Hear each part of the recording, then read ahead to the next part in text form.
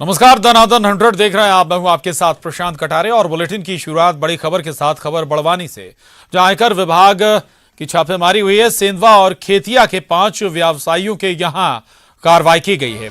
सेंधवा के रत्ना कॉटन और यश कॉटन पर कार्रवाई की गई है। वहीं खेतिया की सुगम industry, Ghanshyam tobacco, Ghanshyam trading पर भी कार्रवाई की गई है। आपको बता दें कि मध्य प्रदेश में इंदौर, बुरहानपुर, खंडवा और सिंधवा में इनकम टैक्स डिपार्टमेंट ने कार्रवाई की है। आयकर अधिकारियों की ये संयुक्त कार्रवाई है, जॉइंट एक्शन है इनकम टैक्स डिपार्टमेंट का। और मध्य प्रदेश में कई जिलों में इनकम टैक्स डिपार्टमेंट ने एक साथ कई व्यवसायियों के ठिकानों पर छापेमारी का काम किया है। छापेमारी की गई है, एक्शन लिया गया है। सिंधवा और खेतिया के 5 व्यवसायियों के यहां कार्रवाई की गई है। और हमारे साथ और जानकारी के साथ पंकज जुड़ गए हैं बड़वानी से। पंकज, क्या जानकारी, क्या किस तरह की गड़बड़ी जिसके बाद छापेमारी की गई इनकम टैक्स विभाग के जरिए? कौन कौन व्यवसायी जिनके ठिकानों को यहां पर खंगाल रही है आईटी? बिल्कुल प्रशांत, देखा जाए तो जिस तरीके से मार्च का महीना पास में आता जा रहा है, वैसे ही इस तरीके की कार्रवाइयां शुरू होने का जो सिलसिला है वो शुरू हो चुका है। पिछले कुछ दिनों पहले जीएसटी के द्वारा भी कार्रवाई की गई थी विभाग के द्वारा। अब आयकर विभाग की टीम जो है क्षेत्र में लगातार सघन इन चीजों के ऊपर नजर बनाए हुए है और कार्रवाई कर रही है। प्रशांत, बिल्कुल, कुल कितने कौन कौन से व्यवसाय हैं मुख्य तौर पर, उनका किन किन क्षेत्रों में काम है जिनको यहाँ पर कह सकते हैं कि आईटी डिपार्टमेंट जिनके यहाँ पहुंचा है कार्रवाई करने के लिए? और अभी तक अगर कोई जानकारी, इंफॉर्मेशन निकल कर आई हो पंकज, कि आईटी डिपार्टमेंट को हासिल क्या हुआ है इस छापेमारी से?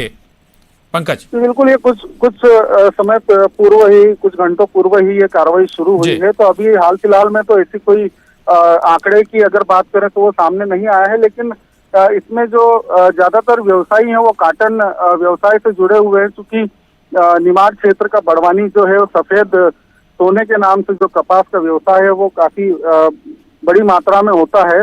तो उसी को देखते हुए कि किस तरीके से आयकर विभाग को जो जानकारियां इन फर्मों के द्वारा दी गई थी उससे संतुष्ट नहीं होने पर ये कार्रवाई सामने आई। प्रशांत, शुक्रिया पंकज, नजर आप बनाए रखिए, आगे भी अपडेट आपसे लेते रहेंगे। तो बड़े स्तर पर एक्शन बड़वानी में भी हुआ है। इनकम टैक्स डिपार्टमेंट ने कई व्यवसायियों के ठिकानों पर छापेमारी की है। और अब अगली खबर का रुख करेंगे। अगली खबर सतना से। सतना जिले में अवैध खनन करने वालों के हौसले इतने बुलंद हैं कि वो सरकारी अमले पर भी हमला करने से नहीं चूक रहे हैं। उचेहरा कस्बे के पास अवैध रेत का परिवहन कर रही ट्रैक्टर ट्रॉली को पकड़ने गए तहसीलदार पर ही खनन माफिया ने हमला कर दिया। हमले में एक कर्मचारी घायल हो गया है, जबकि तहसीलदार को खरोंचें भी आई हैं। आरोपी हथौड़ी से ही तहसीलदार पर हमला करने लगा। बाद में मामला बढ़ने पर आरोपी मौके से फरार हो गया। वहीं बाद में मौके पर पहुंची पुलिस ने ट्रैक्टर ट्रॉली को जब्त कर लिया है। तो सतना का ये मामला है। यहां पर कैसे हौसले बुलंद हैं खनन माफियाओं के, ये इन तस्वीरों को देखकर भी आप समझ सकते हैं। दरअसल यहां पर खनन माफिया ने अधिकारियों को ही निशाना बनाना शुरू कर दिया। उचेहरा कस्बे के पास अवैध रेत का परिवहन कर रही ट्रैक्टर ट्रॉली को पकड़ने गए तहसीलदार पर ही खनन माफिया ने हमला बोल दिया। हमले में कर्मचारी घायल भी हो गया, जबकि तहसीलदार को खरोंचें भी आई हैं। बताया जा रहा है कि जो खनन माफिया हैं उन्होंने, आरोपी ने हथौड़ी से ही तहसीलदार पर हमला करना शुरू कर दिया। ये 2 तस्वीरें देख रहे हैं आप। खरोंचें भी आई हैं, चोट भी लगी है। कार्रवाई करने गई टीम को, तहसीलदार को भी खरोंचें आई हैं। हालांकि जब ये पूरा मामला बढ़ता हुआ नजर आया, इसके बाद जो आरोपी हैं वो मौके से फरार हो गए। हालांकि बाद में पुलिस भी घटनास्थल पर पहुंच गई, मौके पर पहुंच गई और ट्रैक्टर ट्रॉली को जब्त कर लिया गया है। शिवेंद्र हमारे साथ जुड़ गए हैं जानकारी के साथ। शिवेंद्र, ये घटना बताती है कि अधिकारियों का भी खौफ नहीं, बल्कि अधिकारी तो अब खनन माफियाओं के निशाने पर हैं। देखिए, मैं आपको बता दें कि सतना जिले पूरे जिले में खनिज का अकूत भंडार है और अवैध के साथ साथ अवैध जो खदानें हैं बड़े पैमाने पर संचालित हैं। और ये बालू की अवैध खदानें संचालित थी, उसको रोकने तहसीलदार ने रेलवे क्रॉसिंग के पास चेकिंग अभियान लगाया था और उसी समय एक टाली को रोका था। लेकिन जो वाहन मालिक है उसने पुलिस जो तहसीलदार हैं उनके जो नाजिर हैं उनके साथ गाली गलौज की, यहाँ तक कि नाजिर के साथ मारपीट की। हालांकि वहां पे 2-4 लोग और इकट्ठे हो गए थे, उन्होंने धरपकड़ की और उसके हाथ से, जो आरोपी है उसके हाथ से हथौड़ी छुड़ा ली। लेकिन एक बड़ी घटना घट सकती थी। पुलिस को सूचना दी गई थी लेकिन पुलिस काफी देर से पहुंची, जब तक ये पूरा मामला हो चुका था। पकड़ने के बाद भी आरोपी भाग निकला। अब पुलिस में लिखित शिकायत दर्ज करा दी गई है। अब पुलिस पूरे मामले की जांच कर रही है। ट्रैक्टर ट्राली को जरूर पुलिस ने जब्त कर लिया है। शुक्रिया शिवेंद्र, इस पूरी जानकारी के लिए आपका। और एक और अहम खबर का रुख कर रहे हैं, खबर धार से, जहां धार के लेबड़ गांव के पास डिप्टी कलेक्टर प्रताप सिंह चौहान के बोलेरो वाहन पर हमला कर बदमाशों ने उनके ड्राइवर और ऑपरेटर के साथ मारपीट की। बताया जा रहा है कि डिप्टी कलेक्टर प्रताप सिंह चौहान भोपाल से मीटिंग में शामिल होकर वापस धार आ रहे थे। इस दौरान इंदौर अहमदाबाद 4 लेन पर लेबड़ गांव के पास एक बोलेरो सवार 5 बदमाशों ने ओवरटेक कर डिप्टी कलेक्टर के वाहन पर हमला कर दिया। बदमाशों ने लाठियों से पहले तो बोलेरो के कांच फोड़े और उसके बाद ड्राइवर और ऑपरेटर को नीचे उतारकर दोनों के साथ मारपीट की। इसी दौरान प्रताप सिंह चौहान ने जब अपने आप को डिप्टी कलेक्टर बताया तो बदमाश वहां से भाग खड़े हुए। राज्य निर्वाचन आयोग की बैठक में प्रशिक्षण में गए थे और प्रशिक्षण लेने के बाद भोपाल से वापस आ रहे थे। इसी दौरान एक असामाजिक तत्वों ने हमारी गाड़ी रोकी और रोक के जैसे ही बोनट पे मारा और इसके बाद ड्राइवर को नीचे उतार के मारने लगे। फिर साइड में एक लड़का आया, फिर उसने हमारी गाड़ी के कांच फोड़े और हमारे ऑपरेटर थे श्री राम, उसको मारा। फिर हमने बातचीत की तो वो जैसे ही बातचीत करने लगे उसी दौरान वो भाग निकले। रात को ये कल रात की घटना है जिसमें थाना सादलपुर में डिप्टी कलेक्टर और उनका कुछ स्टाफ लौट रहे थे भोपाल से और रास्ते में एक बोलेरो वाले ने उनको रोका। बोलेरो में से 3-4 लड़के अभी बता रहे हैं जो उतरे और उन्होंने उनके ड्राइवर के साथ मारपीट की और गाड़ी का कांच फोड़ दिया। अभी पुलिस मामले को इन्वेस्टिगेट कर रही है।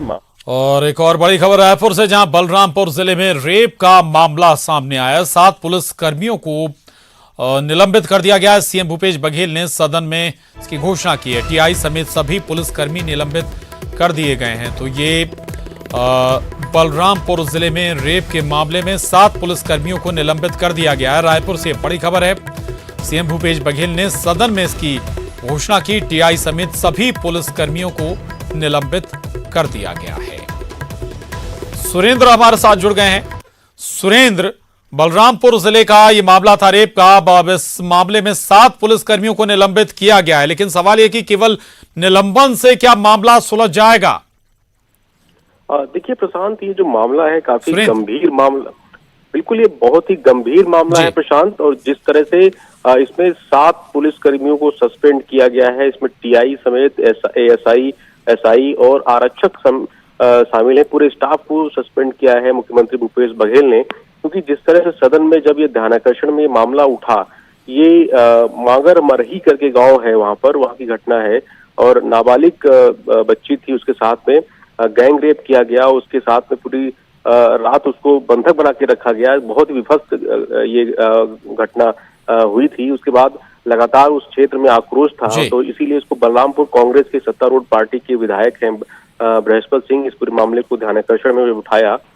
तो उसके बाद इस पूरे मामले में कार्रवाई हुई है, लेकिन वो जिस तरह से इसमें पूरी लापरवाही का जो मामला था उसको देखते हुए इस पे लगातार सदन के ही जो मंत्री जो हैं वो उनको कार्रवाई नहीं कर पा रहे थे। तो टीएस सिंहदेव जो मंत्री हैं सरगुजा से, वो आते हैं उस क्षेत्र से, तो उन्होंने भी जब जो गृह मंत्री से जवाब चाहा कि इस पूरे मामले में आखिर कार्रवाई क्यों नहीं हो पा रही है, तो आखिरकार फिर मुख्यमंत्री भी सदन में मौजूद थे, तो मुख्यमंत्री ने तत्काल सभी 7 को सस्पेंड किया है। साथ ही जो उस जिले के एसपी हैं उनको भी इसमें जांच करने के निर्देश दिए और 7 दिन के अंदर की पूरी रिपोर्ट को सौंपने की बात भी सदन में कही गई है।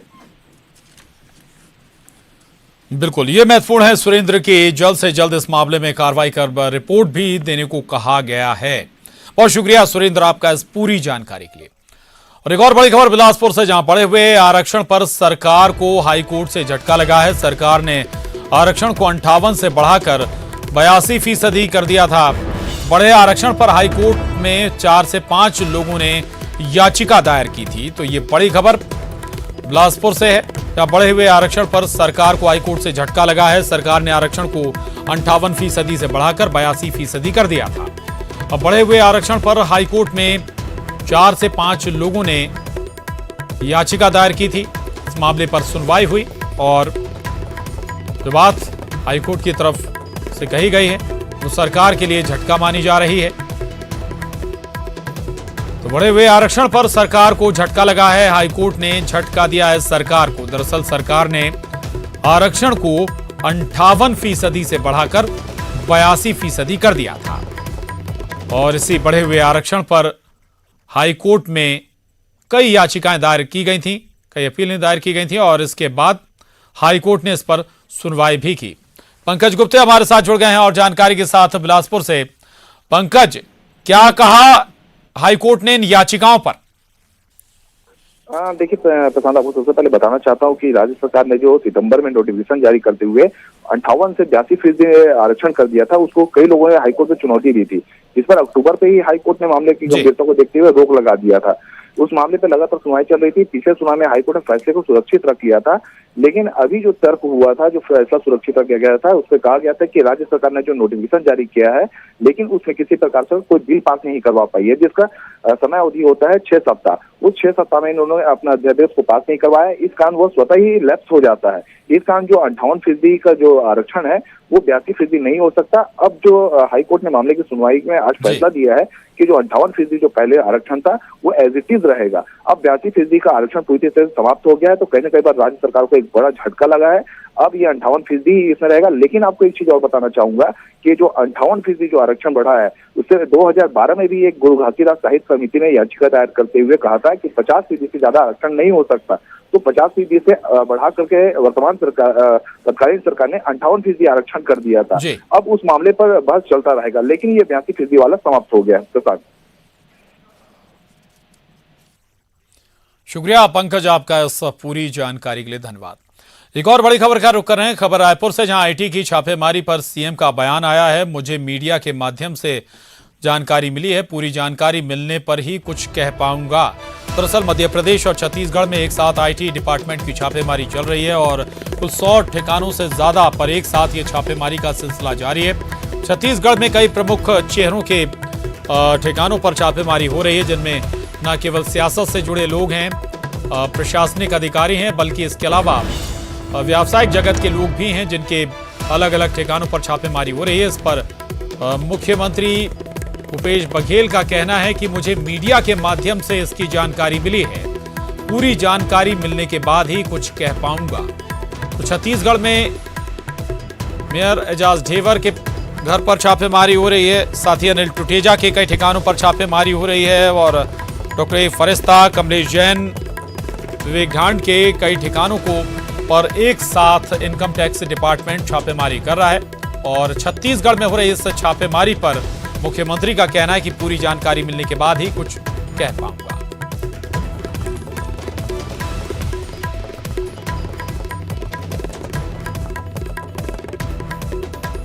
राघवेंद्र हमारे साथ जुड़ गए हैं और जानकारी के साथ।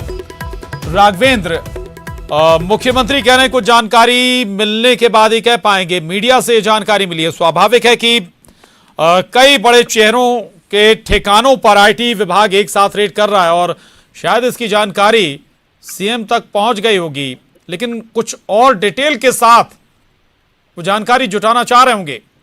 राघवेंद्र, देखिए, निश्चित रूप से जिस तरीके से छापामार कार्रवाई की गई है, हालांकि सेंट्रल इनकम टैक्स डिपार्टमेंट की टीम ने ये छापामार कार्रवाई की है और ऐसे में राज्य सरकार के किसी भी विभाग को, इनकम टैक्स विभाग को भी इसकी जानकारी नहीं थी। जाहिर तौर पर इस कार्रवाई से कहीं ना कहीं हड़कंप मचा हुआ और बहुत सारे लोग जिनके यहाँ छापे पड़े हैं, चाहे वो महापौर हों, वो मुख्यमंत्री के खास माने जाते हैं। ऐसे में मुख्यमंत्री ने बयान दिया है कि उनको ज्यादा कुछ जानकारी नहीं है, मीडिया के माध्यम से उनको जानकारी मिली है, तो जाहिर है मुख्यमंत्री कुछ ज्यादा इस बारे में बोलना नहीं चाह रहे हैं। लेकिन इतना तो तय है कि जिस तरीके की कार्रवाई हुई है वो कहीं न कहीं जो है केंद्र सरकार के इशारे पर हुई है। इस तरीके की बातें जो है निकलकर सामने आ रही हैं। अब देखना होगा आगे, अब इस कार्रवाई के बाद जो है प्रदेश में राजनीति पे किस तरीके का जो है उछाल आता है, अलग अलग तरह की चीजें जो है कहीं न कहीं निकलकर सामने आएंगी। अभी तो बहरहाल कार्रवाई जारी है, उसके बाद पता चलेगा कि किस तरीके से किस तरीके की गड़बड़ियां थी जिसके आधार पर इनकम टैक्स डिपार्टमेंट ने ये छापा मारा है, वो कुछ समय के बाद ही पता चलेगा। लेकिन बहरहाल अभी बिल्कुल अभी कार्रवाई की शुरुआत हुई है, सुबह से ये कार्रवाई शुरू हुई है और इसके बाद धीरे धीरे परतें खुलेंगी कि इस इनकम टैक्स डिपार्टमेंट की कार्रवाई में इनकम टैक्स डिपार्टमेंट को हासिल क्या हुआ है। शुक्रिया राघवेंद्र इस पूरी जानकारी के लिए। अगली खबर भी रायपुर से, बड़ी खबर है ये। CAA NPR पर आदिवासी समाज का आंदोलन, रायपुर के इंडोर स्टेडियम में कार्यक्रम है ये। सीएम ने CAA NPR को लेकर केंद्र पर निशाना साधा है। NRC असम का मुद्दा, केंद्र पूरे देश में इसे लागू करना चाहती है।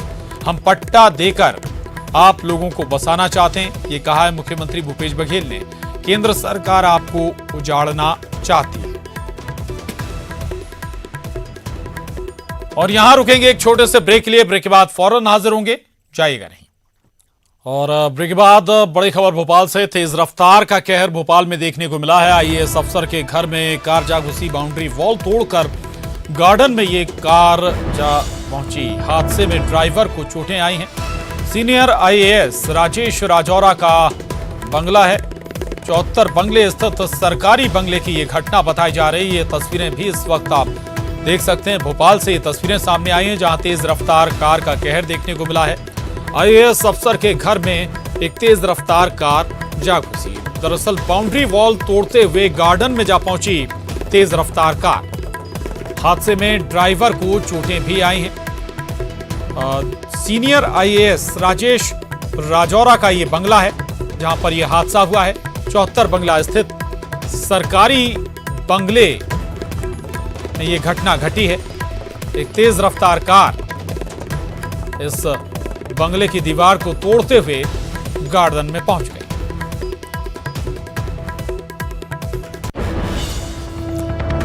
और बड़ी खबर सागर से। सागर आपको बता दें, स्कूल वैन और ट्रैक्टर में टक्कर हो गई है। बच्चों से भरी हुई स्कूल वैन और आपको बता दें दुर्घटना में स्कूल वैन चकनाचूर हो गई है। कई बच्चों को चोटें आई हैं। मौके पर देवरी SDM पहुंचे हुए हैं। देवरी बाईपास के पास ये हादसा हुआ है। तो ये बड़ी खबर है सागर से, जहां पर स्कूल वैन और ट्रैक्टर में टक्कर हो गई है। बच्चों से भरी हुई थी ये स्कूल वैन। दुर्घटना में स्कूल वैन चकनाचूर हो गई है। कुछ बच्चों को बताया जा रहा है कि चोटें भी आई हैं। वहीं मौके पर देवरी SDM पहुंचे हुए हैं। देवरी बाईपास के पास ये दर्दनाक हादसा हुआ है। तो ये बड़ी खबर इस वक्त की सागर से, जहां पर एक स्कूल वैन और ट्रैक्टर की टक्कर हो गई है। बताया जा रहा है कि स्कूल वैन में बच्चे बड़ी संख्या में बैठे हुए थे और दुर्घटना में स्कूल वैन को खासा नुकसान पहुंचा है। स्कूल वैन चारों तरफ से चकनाचूर हो गई है। कुछ बच्चों को बताया जा रहा है कि चोटें भी आई हैं। वहीं मौके पर प्रशासन पहुंच गया है। देवरी SDM भी मौके पर पहुंचे हुए। और एक और अहम खबर का रुख कर रहे हैं। खबर भोपाल से है, जहां ट्रांसफर हुए अफसरों की पोस्टिंग। 4 IPS अफसर को पोस्टिंग मिल गई है। चारों अफसरों को PHQ अटैच किया गया था। अब ML छारी DIG प्रशासन ब्रांच बनाए गए। वहीं सिद्धार्थ चौधरी AIG प्रशासन ब्रांच बनाए गए, जबकि मनोज कुमार को AIG प्रबंधन ब्रांच का जिम्मा दिया गया है। वहीं Sanjay Tiwari DIG counter intelligence branch की जिम्मेदारी उन्हें दी गई है। तो ट्रांसफर हुए थे बड़े अफसरों के और 4 IPS अफसरों को पोस्टिंग मिल गई है। दरअसल इससे पहले चारों अफसरों को PHQ में अटैच किया गया था। मनोज हमारे साथ जुड़ गए हैं। मनोज, चारों अफसरों को PHQ में अटैच किया गया था, लेकिन अब चारों को जिम्मेदारी दे दी गई है। क्या और डिटेल आपके पास? जी बिल्कुल, बीते दिनों जिस तरीके से 26 IPS के ट्रांसफर हुए थे, इसके अलावा 50 से ज्यादा IPS की एक और ट्रांसफर लिस्ट जारी की गई थी। उनमें कई ऐसे अधिकारी थे जिनको मैदानी पोस्टिंग से जो है सीधे पुलिस मुख्यालय अटैच किया गया था। हालांकि उनको पुलिस मुख्यालय में किसी तरीके की काम का आवंटन नहीं किया गया था, उन्हें किसी ब्रांच की जिम्मेदारी नहीं दी गई थी, लेकिन अब जो है पुलिस मुख्यालय ने आदेश जारी करते हुए डीजीपी वीके सिंह की तरफ से एक आदेश जारी हुए और 4 अधिकारियों को, जिसमें से डीआईजी रैंक के अधिकारी है, इसके अलावा एआईजी रैंक के अधिकारी है, इनको पुलिस मुख्यालय की जो तमाम ब्रांच है, चाहे वो प्रशासन की ब्रांच हो, प्रबंध की ब्रांच हो या इंटेलिजेंस की ब्रांच हो, इन तमाम ब्रांच में जो है इनको कार्य का आवंटन कर दिया गया, इनकी पदस्थापना कर दी गई है। प्रशांत। बिल्कुल मनोज जी, ये कह सकते हैं कि भले ही अब पीएचक्यू में यह टेस्ट ना हो, लेकिन लगभग जहां जहां इन्हें भेजा गया है ये लूप लाइन ही कहे जाएंगे। जी बिल्कुल, क्योंकि पुलिस मुख्यालय में तमाम जो ब्रांच है इनका अपना अलग अलग काम है। इनकी प्लानिंग का काम यही से मध्य प्रदेश पुलिस के लिए होता है, प्रबंध का काम होता है। पुलिस मुख्यालय में अटैच करना जो है लूप लाइन ही इसे कहा जा सकता है, लेकिन मैदानी पोस्टिंग से इनको पुलिस मुख्यालय अटैच किया गया और उसके बाद पुलिस मुख्यालय में बैठ के ये अब मध्य प्रदेश की पुलिस का कामकाज करेंगे। जी जी, बहुत शुक्रिया मनोज, आपका इस पूरी जानकारी के लिए धन्यवाद। और इसके साथ ही इस बुलेटिन में बस इतना ही। खबरों का सिलसिला न्यूज़ 18 मध्य प्रदेश छत्तीसगढ़ पर लगातार जारी है।